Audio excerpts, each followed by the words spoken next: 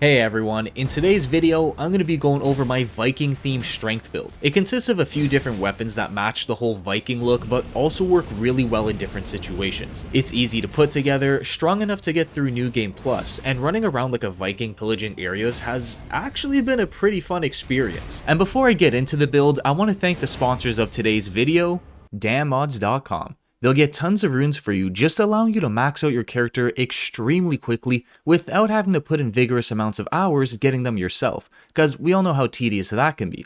They work on all platforms, PlayStation, Xbox, and PC. They're also trusted by thousands of users on Trustpilot with a 5-star rating and over 6 years of experience.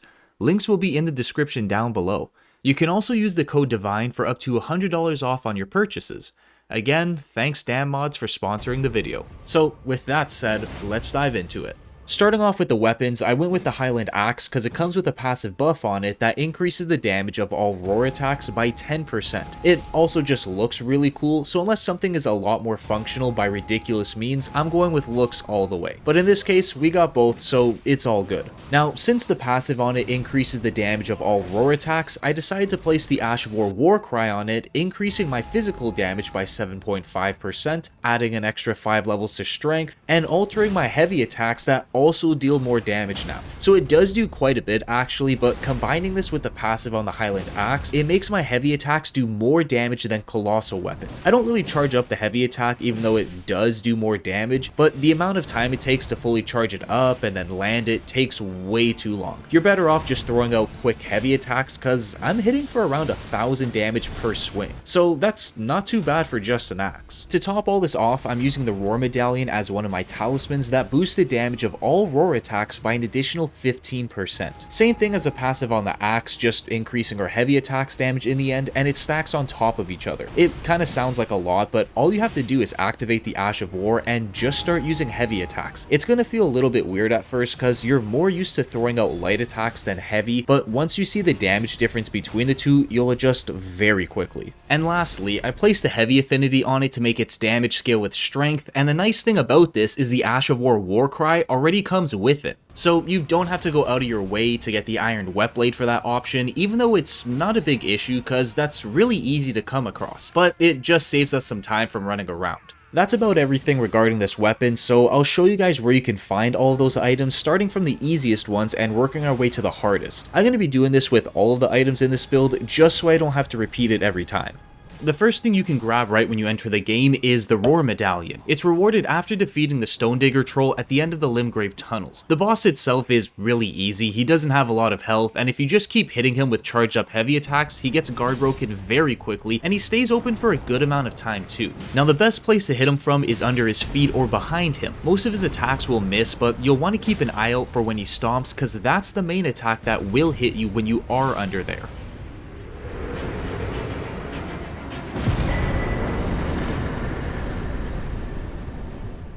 Next, you can buy the Ash of War Cry from the Knight Bernal, who's either going to be at the War Master's shack or at the Round Table, depending on how far you are in the game. He sells it for 800 runes, which is really cheap, but if you don't have that much, you can always come back to him later on, since he's not going to disappear or anything like that. And after or before, you can retrieve the Highland Axe from Stormvale Castle in the room with the grafted scion in it. You don't need to fight it, you'll find the axe below the painting of Godfrey, so you can just take it and run away. Fighting the scion in there is kind of pointless. You only get close to 1200 runes after killing him, so it's not worth it at all. Unless you don't have enough to get the Ash of War Cry, then sure, go right ahead.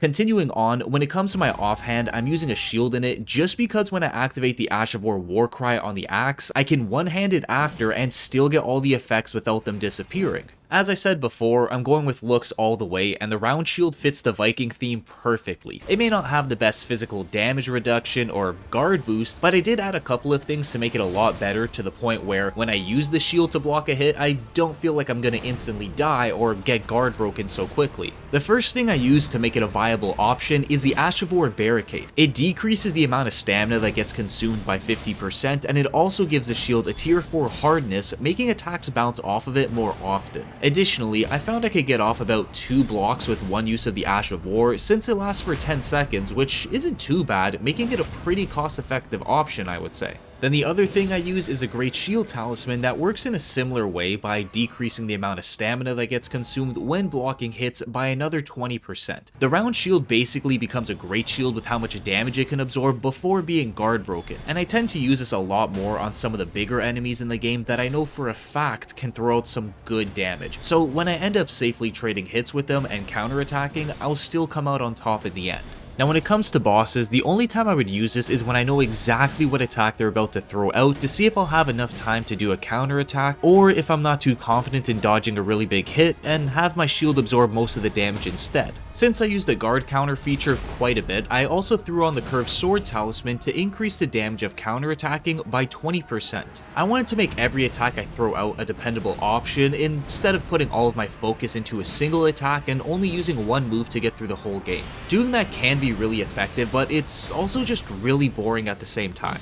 Anyways, the last thing regarding the round shield is I placed a standard affinity on it because if you use anything else, it's either going to reduce the total guard boost of it or the amount of physical damage it can absorb in exchange to make it do more damage, like hitting people with the shield itself or reducing the damage of fire, lightning, holy, and magic attacks by a bit. Not really worth it in my opinion, and you'd have to do more work to get the other affinities, whereas the standard version already comes with it.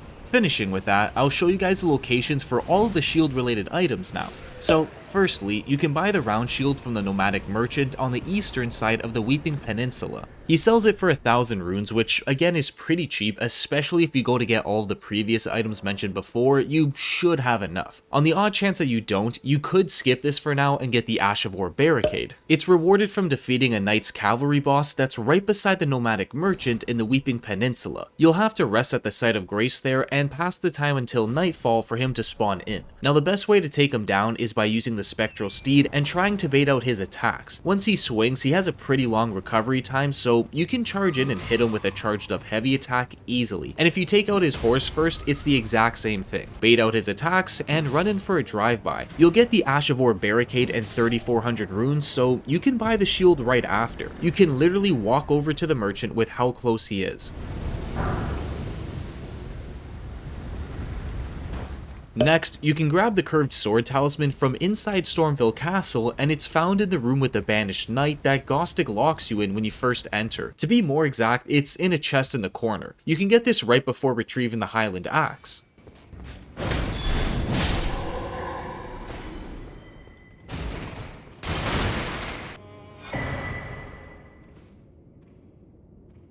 And lastly, to get the Great Shield Talisman, you'll have to loot it from a carriage that's east of the Tree Gazing Hill Site of Grace. It's found inside the military camp with barely anyone in there, except for the 3 ballistas that will shoot at you if you wander around it, but you don't need to do that. As long as you stay close to the wooden spear wall thing, no one will attack or target you and you can get to the chest safely.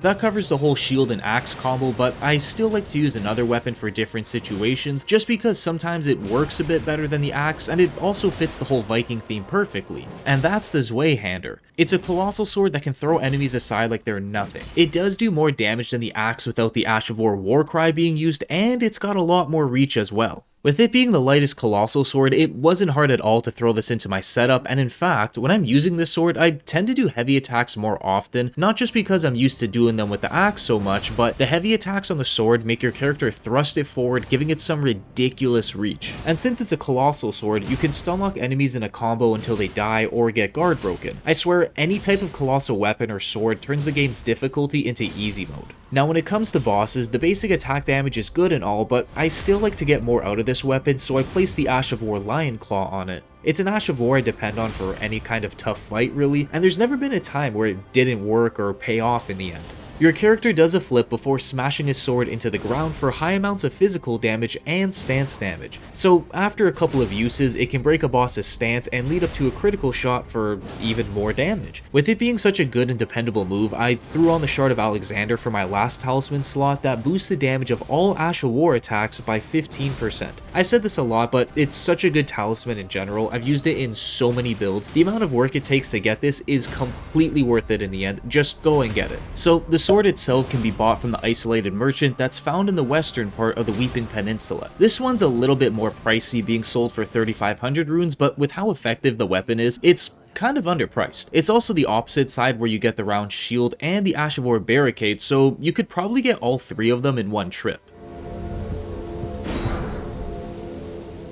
Once you got it, you can put it to good use by getting the Ash of War Lion's Claw that's rewarded after defeating the Lion Guardian that's inside a Fort Gale. The Colossal Sword works really well in this fight because you can cancel out majority of the Lion's attacks just by basic attacking it. There's no strategy to use here other than swing as much as you can with it. Or if you're struggling with it, you could try to kill it with ranged items from a distance, but I don't think you'll need to do that at all here.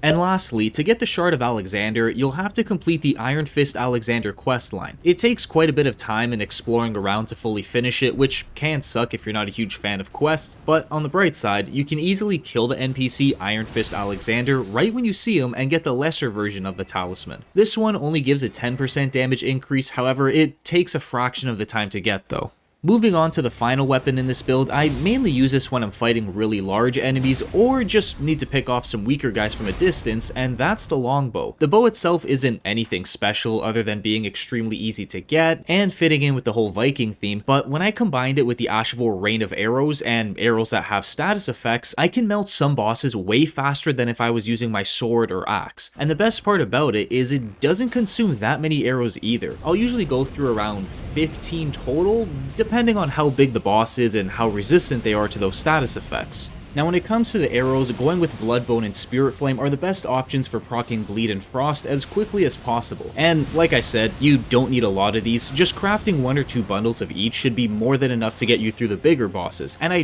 don't want to say don't use regular arrows because they're not going to be nearly as effective, but if that's all you got, they can still throw out similar amounts of damage as our weapons, so it still makes for a nice ranged option. It's not used a lot, so you could skip out on this. It won't make a massive difference on the build whether you have this or not, so just keep that in mind. Anyways, to get the Longbow, you can buy it from the vendor at the round table for 1200 runes. A lot of the items in this setup can be bought pretty early on, so you wouldn't have to progress too far into the game before you have everything. And for the Ash of War Rain of Arrows, after you get the Redmane's painting from Celia, the Town of Sorceries, head towards the Minor Erdtree and Dragon Barrow and look for a Spirit Spring. You'll use your horse to jump off from it and aim between this tight gap at the edge of the cliff. You're gonna have to double jump to make it, and it'll bring you safely to the bottom where you can pick up the Ash of War.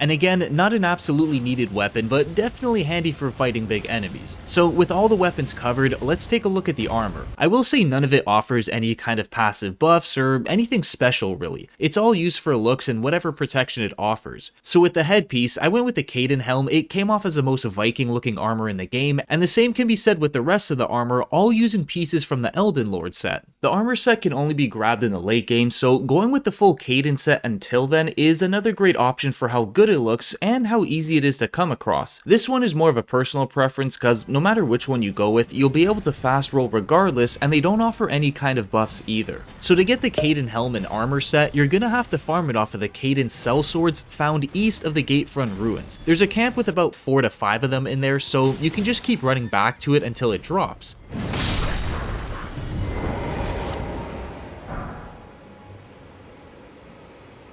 And later on, when you get close to the end game, you can buy the Elden Lord set from Enna at the round table for 12,000 runes per piece. This only becomes available after defeating Godfrey, so you can use the runes you gained from that fight to buy it. There's not a whole lot to this build really. You don't apply 10 different buffs, run around every corner of the map to get the items, and even the stats are pretty easy to manage. And before I go over those stats, there is one buff I use which is kind of optional again since it doesn't do anything crazy for me, and that's the Flask of Wondrous Physic. The only tier I wouldn't even say is needed, more of a want, was the Opaline Hard tier. It increases my armor by 15% for 3 minutes. I only use this before boss fights just to feel a bit more tanky, and that's about it. Even the other slot you could toss in whatever. I put in the green spill crystal to increase my maximum stamina, but it's not really needed at all. Use whatever you want for the second slot and the opaline hard tier for the first slot.